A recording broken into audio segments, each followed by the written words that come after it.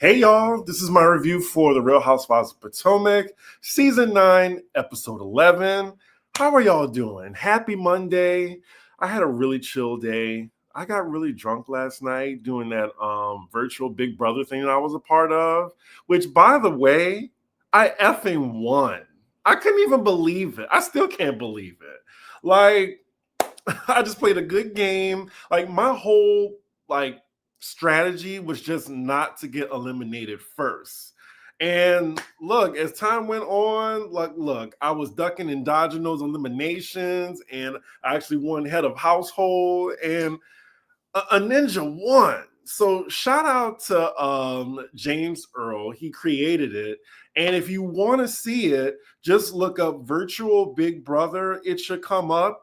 And if you want a quick link, just follow me on Instagram. It's cdiggy1 for the link. But yeah, that was such a fun time. And hopefully they call me back for All Stars. Like after that experience, I actually want to audition for a reality show. Well, particularly Big Brother, but something along the lines of like a contest or something like that. Anyway, where there's a prize involved. You thought I was going to win? I don't know. I didn't get that feeling. It's just like I only knew two people. And then, I met a few people before the game, and I was just trying to maneuver myself. But yeah, it was a fun experience. Go watch it if you can. So let's get into this episode. I actually enjoyed this, especially near the end. I'm just glad that the show is funny again. It's just enjoyable to watch. And so far, 11 episodes into the season, it's not the best. It's not batting 1,000 like Salt Lake City, but it's enjoyable. I don't really have that many complaints. It's just pretty mid to me right now, but it's just not toxic and it's not unwatchable like last season. So we open the episode with Mia and Gordon's kids doing an obstacle course, and she's just telling us they're aware of the divorce, separation, and she wants her kids to know their opinions matter on the topic, and she loves them. And that was pretty much the scene.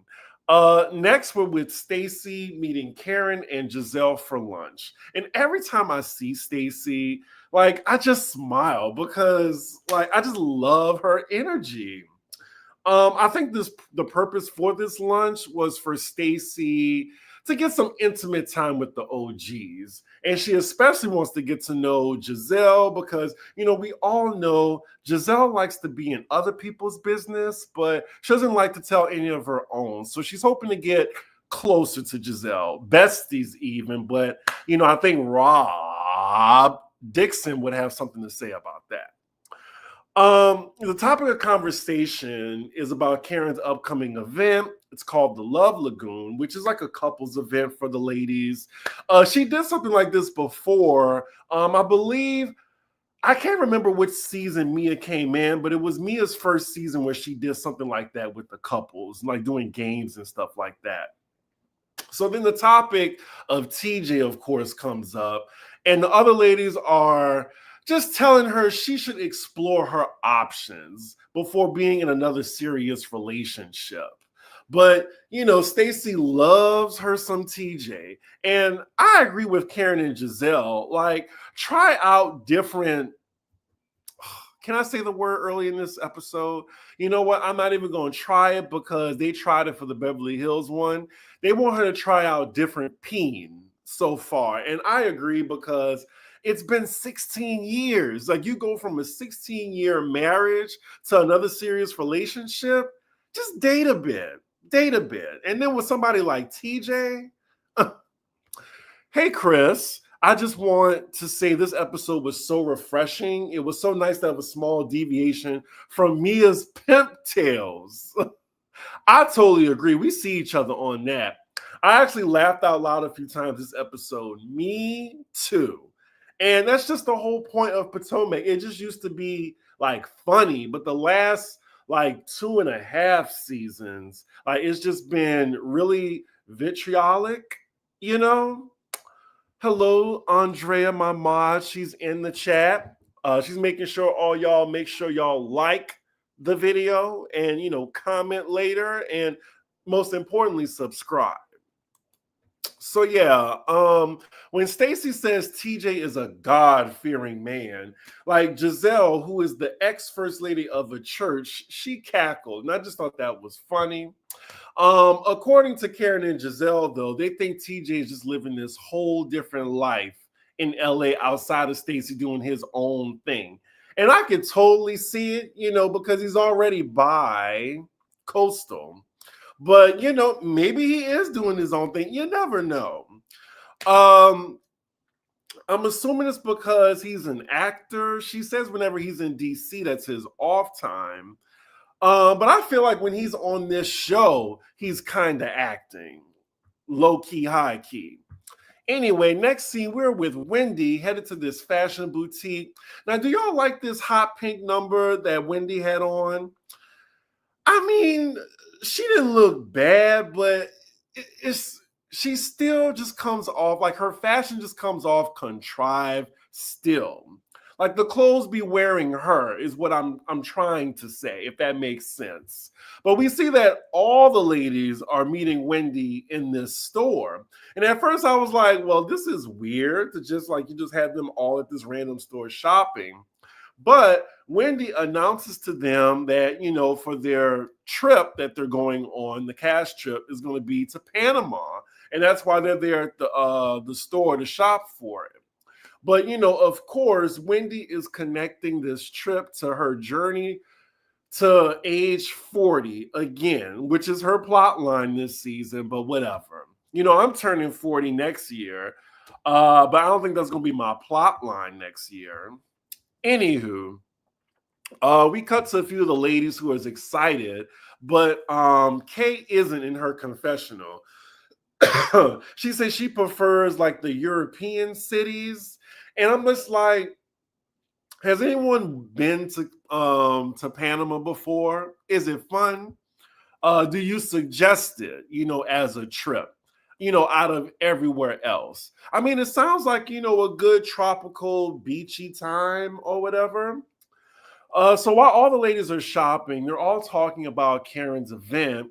And everyone's invited except for Jacqueline, who's there. And I'm pretty sure it's pretty awkward that she's the only one not going to the Love Lagoon thing.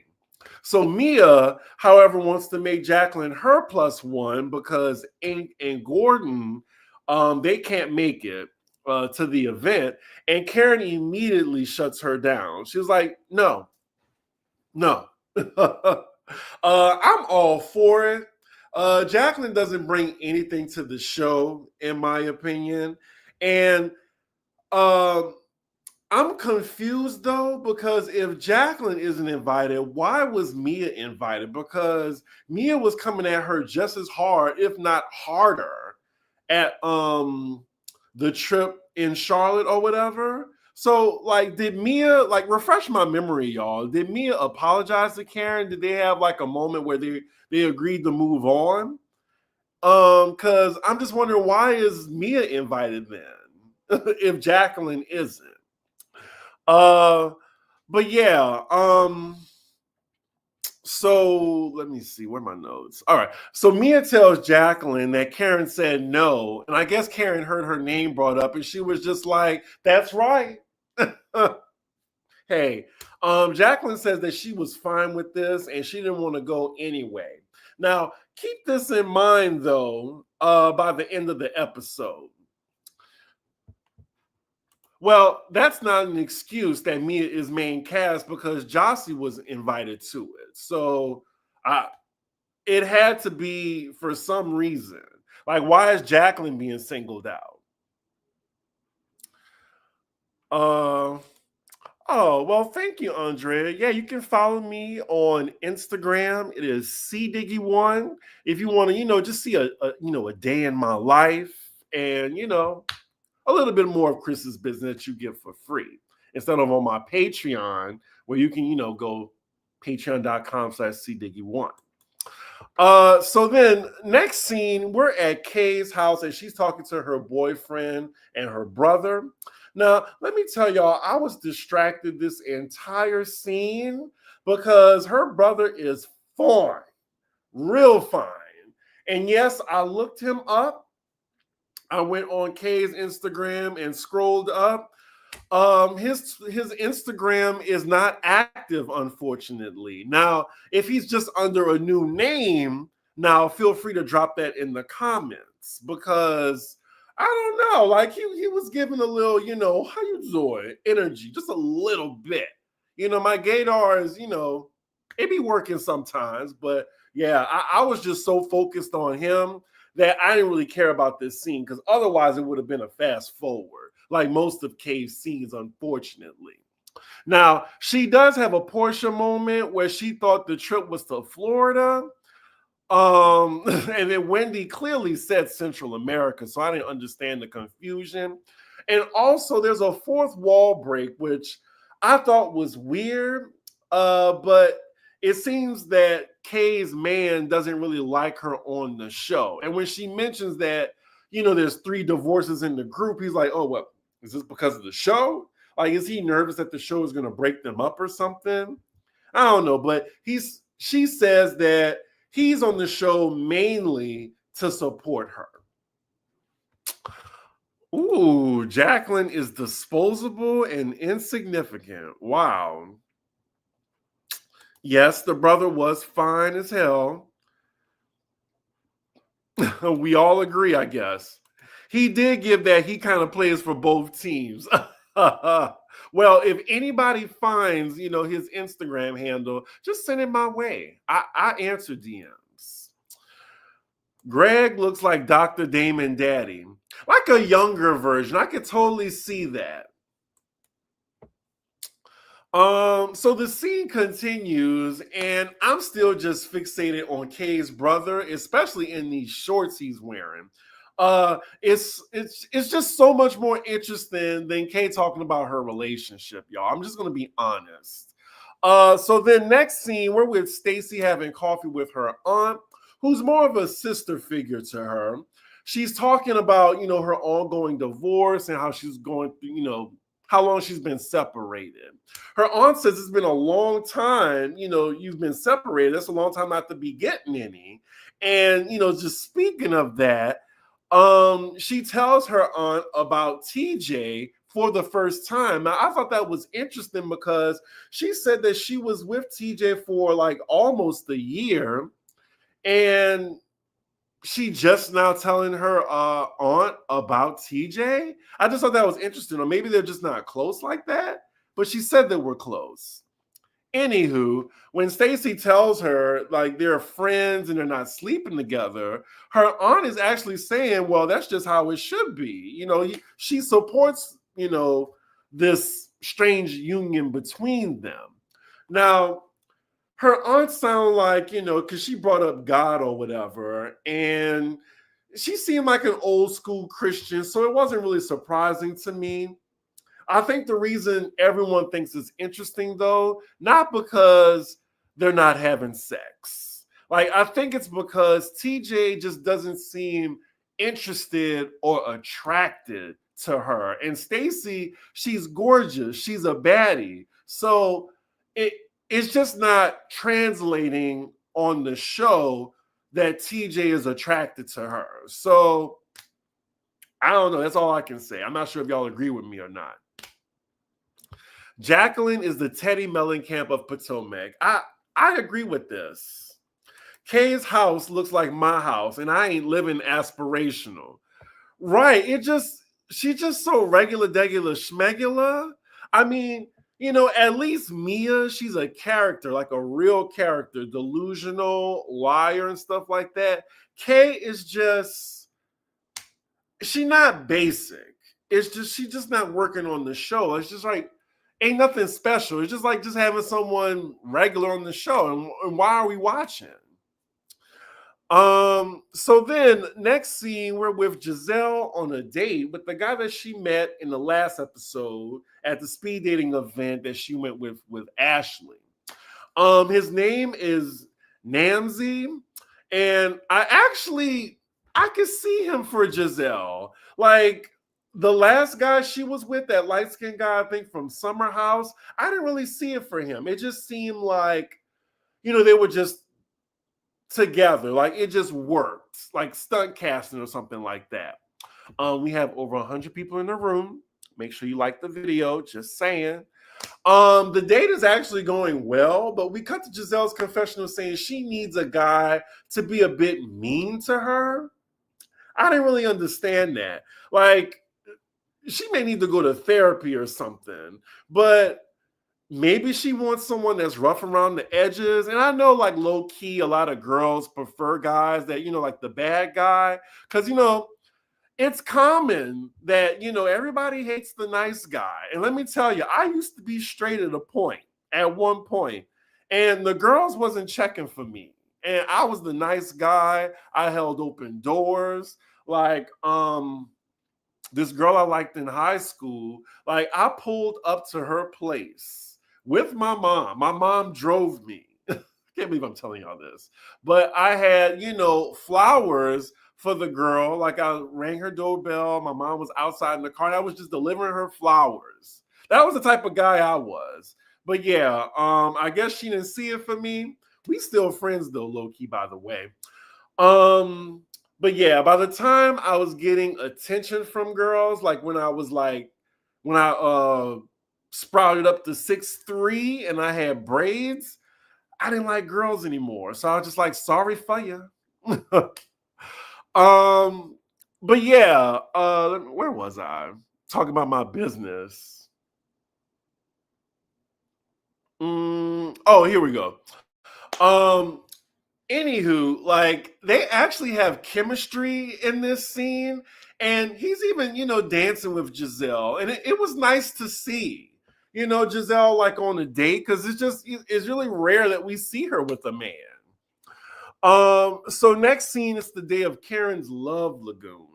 And, it's at her home. It's a nice little setup. She's hired mermaids for this event, over the top, of course. And one of them, because they can't walk in these fins, they're jumping up and down. But, as this woman is jumping up and down, she's very blessed in the chest area. And, it's going up and down. And Ray, he notices this immediately. And you can really tell. It was a really funny scene. Meanwhile, we see Ashley and Giselle. They're bringing their dates from the speed dating event. Now, did y'all think it was too soon for that? Like, I didn't mind it in the bigger picture, but it just seemed too soon, especially for Giselle. This was like basically a second date for them. And are y'all buying that they're interested in these men? I will say the guys are good sports for participating. I'm wondering, like, do they both participate in the Finding Love show that Ashley and Giselle are eventually going to be on? So the couples are arriving, and we see Stacy pulling up with TJ, and she looks the fuck good in this white. Like, I was just like, wow, like she looks really good. Like, I was like kind of questioning myself. I was more attracted to her than TJ was. We see Jossie was invited with her man, and I was really happy to see Jossie. Like, she's so much better than Jacqueline. Can we please add her on the show, please? Wendy arrives and she notices the decor and she says imitation is the greatest form of flattery. I was like, oh. And to be fair, I don't think it was intentional on Karen's part. Like, it was just all white to me. When Giselle and Ashley arrive, of course, Karen has thoughts on both of their dates. Karen thinks that Namzi, he doesn't have a chance because he's just way too nice. I love how she clocked Giselle. She really knows her. And as far as Ashley's date, Josh, she actually thought he was gorgeous. And I mean, he was cute, but, I would give him handsome, but not gorgeous. I wouldn't go any further than handsome personally. So now when they go outside, Wendy yells, "Is that Jack Harlow?"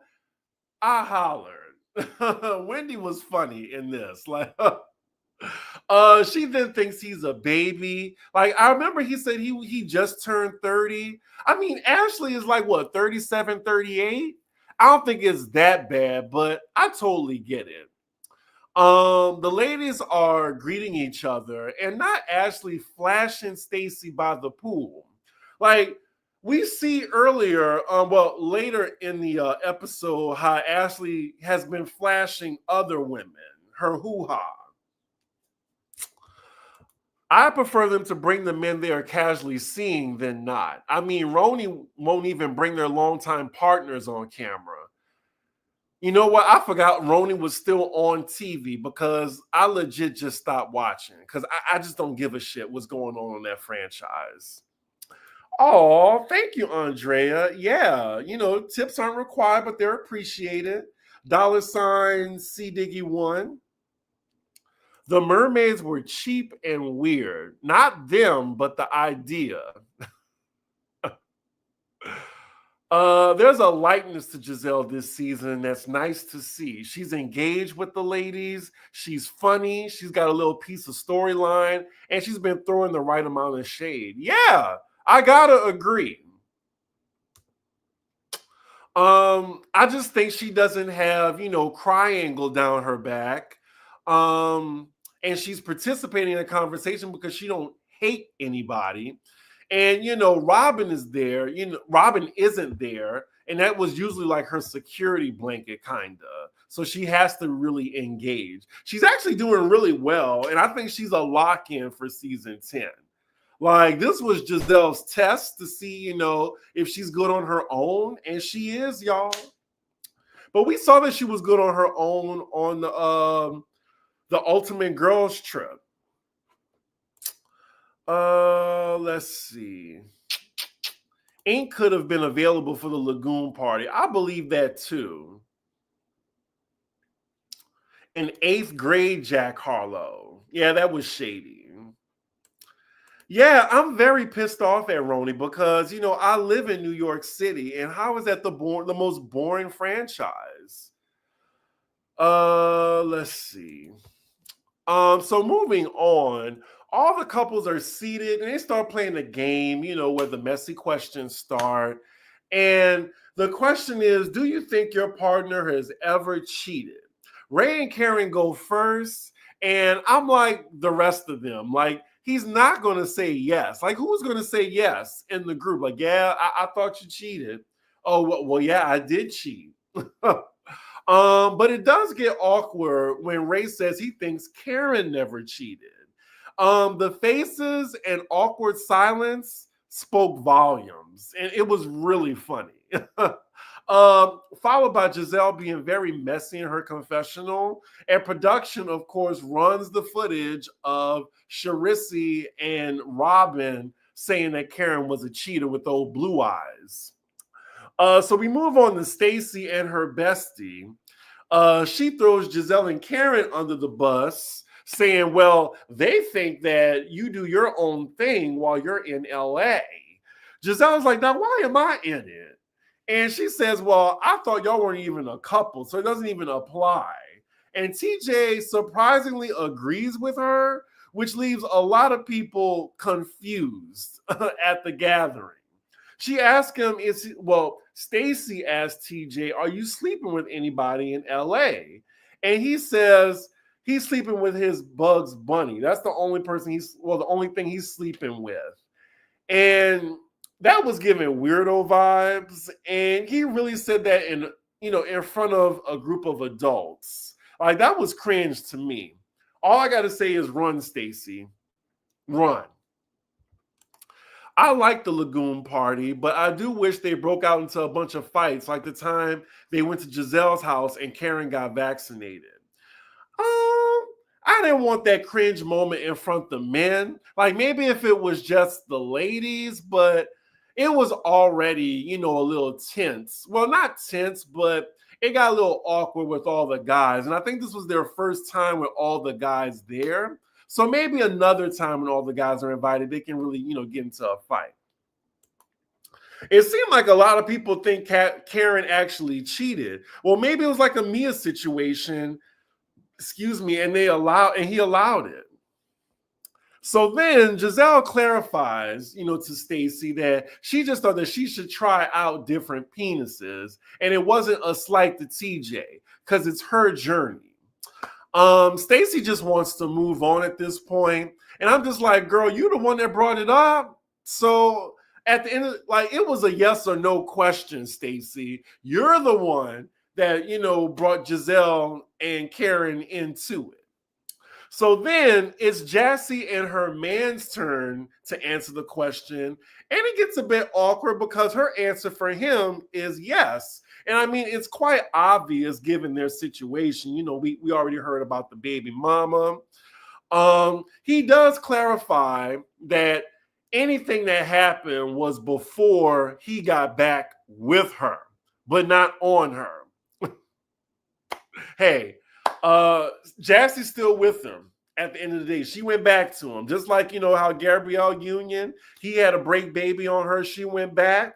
Hey, it is what it is. Do what you want to do. Be with who you want to be with.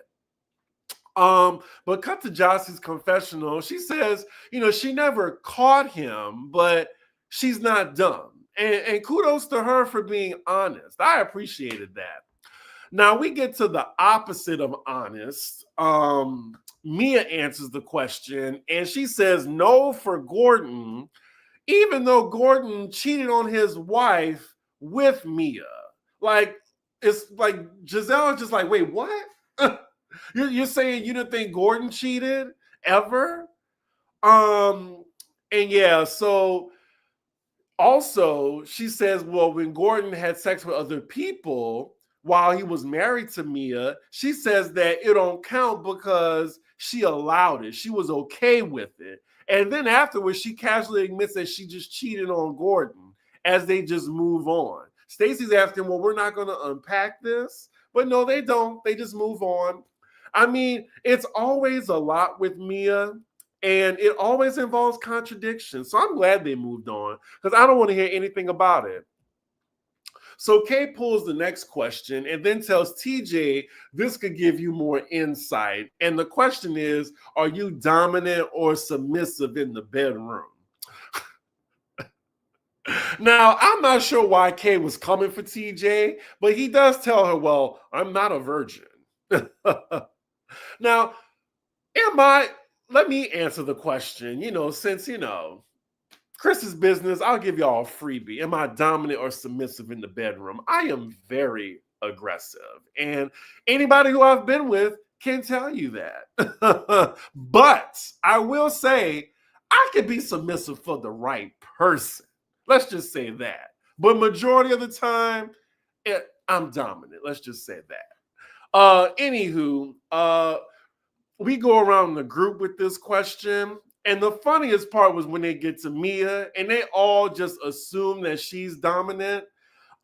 She says that she was dominant with Gordon, but she's submissive with Ink. And she also mentions that Ink likes to choke her, to many people being judgmental to her. I think it was a little TMI to say she liked to be choked. But we then cut to a tag team of shade in I keep saying Garcelle, Giselle's and Karen's confessionals. Now, first, Giselle says, well, of course, Ink has to strangle you because that's the only way he can hold on to her. Like, just talking about his height. When I tell y'all I screamed, I was like, wow. And then Karen says, like, she with the alley-oop, she was like, well, he needs to stand on the apple box, like, to choke her or launch himself off of something. Now, I seen Ink at Bravo Fan Fest recently, and he not that short. Like, he's like maybe 5'9", I would say. He's definitely under 6 feet. But the way these ladies talking about him, you would think he was Lil' Kim's height. Lil' Kim is 4'11", by the way. We then get to Ashley, and she's talking about how she liked to dip her foot in the lady pond every now and then. And she's like, she's aggressive with women, but submissive with men. And we're again reminded that she's a flasher. We get to Ray and Karen. And when Ray said that Karen used to tear him up, everybody was laughing, including me. Like, I just appreciated y'all just how funny this whole like event was. And look, I was totally clocked in. And then Giselle messy ass, she add on top of that, she asked Ray, well, Karen, do you want Karen's mouth to be unretired? And he says yes. Lord. But then some time passed by and we see production, they on some stunting shows right now. They playing this dramatic, ominous Jaws type music.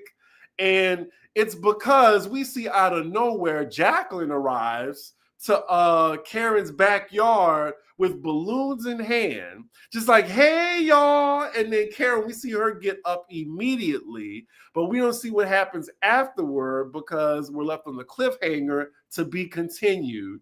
And that is where the episode ends. Before I get into my thoughts of the entire episode, let me see. Are you single? I am single. I'm very single. We love Chris's business, which I give for free. On here though, like on my Patreon, I give it for a small fee. When Giselle said that ink has to choke me in order to keep a hold of her, yeah, that was funny. When Ray was talking about him and Karen's sex life, he was smiling from ear to ear. I wonder if they still do have sex. I mean, I still feel like it's a Gordon situation where he lets her do her own thing. They're just very private about it. Now, Tav, I am not a bottom, but ain't nothing wrong with bottoms. And I hate when people try to throw that as an insult because we all get our rocks off in different ways. But no, I am not a bottom. Strictly, at least. Stacy said it's 12 o'clock in the afternoon. Right. Mia answering that question about being dominant and submissive. The only thing I could think of was Phaedra saying she do them both. Chris, do you prefer a man under 6 feet? I've been liking tall guys, honestly. Like I would like somebody just eye level, or at least I don't want to have to bend down to kiss you, basically. Like my ex was actually 5'8", so I've dated short guys before. A lot of short guys actually, because they're fun to pick up. Again, too much of Chris's business, but yeah. Anyway, Ashley gives creepy just like Michael. I wouldn't give that. Chris, would you say is a bigger pick me? Who would you say is the bigger pick me? Jacqueline or Brittany from SLC? Absolutely Brittany. She lacks shame. Let's see. I actually love Jacqueline's arrival. The little doll walking up was so funny to me. I didn't think so. So I was wondering, why is Jacqueline there? Because you were saying, well, I didn't want to go anyway. So your ass definitely showed up. So I'm just wondering, who invited her anyway? And did production put her up to this? I'm just really curious. And it sucks that we don't get the scene from next week because I'm really curious how Karen handles this situation. Jacqueline definitely put herself in a position to be embarrassed. And Karen has definitely already whacked her a few times this season. So I don't mind seeing her whack her again. But all in all, I thought this was a really fun episode. I really enjoyed it. It was a solid 8 out of 10. It was better than last week, which I thought was a filler episode. And yeah, I really enjoyed it. The main players, I gotta say, Giselle, Karen, Stacy, Mia to like a little bit. They're all just working. And then we have, Wendy who's trying to do her best, and Ashley after that, and then the rest. So yeah, great episode. Is Potomac good this season? I mean, it's good. It's just not, amazing. It's not great, but it's definitely like, better than New York. It's just really like, it's a good watch. It's like that and Married to Medicine are kind of on the same field for me as far as entertainment. I'm enjoying both. I got the hiccups. Chris, what do you think about people saying this season is boring? I mean, I disagree. I mean, I don't think they need to be in like fights every episode. And we're getting to like the mid part of the season. So like overall so far, like I said in the beginning of the review, it's just like a pretty well, that's what you meant. A mid-season. I thought you meant we're in the middle of the season, but yeah, it's a mid-season to me. I don't miss Robin at all. I'm sorry. Like, I want to see how she performs by herself on Traders, to see how she operates without Giselle, to see if we should bring her back. So her performance on Traders will be her test, to me at least, if she deserves to be back on Real Housewives of Potomac. Chris, who has had the better redemption season, Giselle or Mary? I mean, Mary without question. I don't even have to think about that answer. Definitely Mary. Like, Stacey is definitely the MVP of the season to me. Like, next to Karen, I like the addition of Stacey, but they can get rid of one other. Yeah, they can get rid of two people, honestly. I like Potomac, but it's not as good as SLC. I mean, that's just fact. I mean, Beverly Hills isn't as good as SLC, so definitely not Potomac. Chris, again, congratulations on your win last night. Thank you. Did you win a prize? I did. I don't want to say the prize, but it came in handy today. I really enjoyed it, and I just had fun doing it. I just wanted to participate. I made some great connections with a few people. So yeah, I would do it again. Definitely. I'll probably be a little bit more shadier, but this time I was like the nice guy, just trying to navigate. I did get drunk near the end of it. But yeah, y'all, that was my review. I'm about to start taking notes for Married to Medicine. I'm going to try to get that out tomorrow. I'll see. But, as always, make sure you like, comment, and subscribe. And I will see you for the next episode.